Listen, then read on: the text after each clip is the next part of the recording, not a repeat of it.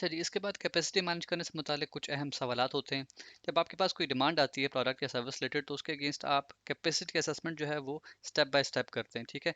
तो पहला सवाल आप ये पूछते हैं कि आपको किस टाइप की कैपेसिटी चाहिए। क्या आपको एम्प्लॉयज़ रिलेटेड कैपेसिटी चाहिए, मशीन्स चाहिए, मटीरियल रिलेटेड चाहिए, या फैसिलिटी या जगह रिलेटेड चाहिए, ठीक है।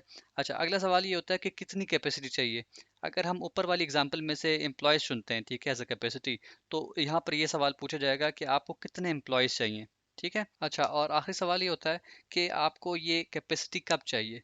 तो अगर हमने एम्प्लॉयज़ ही ऊपर से सेलेक्ट किए हुए हैं, तो आपने ये बताना होता है कि आपको ये एम्प्लॉयज़ एग्जैक्टली कब चाहिए होंगे, दिसंबर में चाहिए, अगले क्वार्टर में चाहिए, अगले ईयर में चाहिए, ठीक है। तो आप वो भी डिफाइन करते हैं। इसकी एक और एग्जांपल ऐसी होगी कि फ़र्ज़ करें हम नान बनाते हैं और हमें अगले महीने के लिए एक डिमांड आई है किसी वेंडर से, और वो कह रहे हैं कि जी उनको अगले महीने से हर रोज़ 5,000 नान चाहिए होंगे। अच्छा, अब इसके लिए हम पहले अपनी असेसमेंट करेंगे कैपेसिटी की, ठीक है। तो उसमें हमने पहला सवाल ये पूछना है कि हमें किस टाइप की कैपेसिटी चाहिए। तो उसमें हमें आइडेंटिफाई हुआ कि हमें मटेरियल में आटा चाहिए होगा, ठीक है। तो ये मटेरियल हमारा इसका आंसर आ गया। फिर दूसरा सवाल ये होगा कि आपको, अगर आपने मटेरियल सेलेक्ट किया, तो ये आपको कितना चाहिए होगा। हमने ये आइडेंटिफाई किया कि हमें 20 इजाफी बोरियां चाहिए होंगी आटे की, ठीक है, रोज़ाना के बेस पर। तो ये भी आंसर आ गया इसका।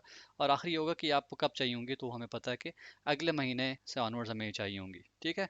तो ये हमारे पास बेसिक क्वेश्चंस के अगेंस्ट कुछ आंसर्स आ रहे होंगे जी। तो ये था हमारा आज का टॉपिक। आई होप आपको लाजमन पसंद आया होगा। हमारे इस चैनल इन्फो शेयरिंग 360 को लाजमन सब्सक्राइब कीजिए। Thank you for watching this video.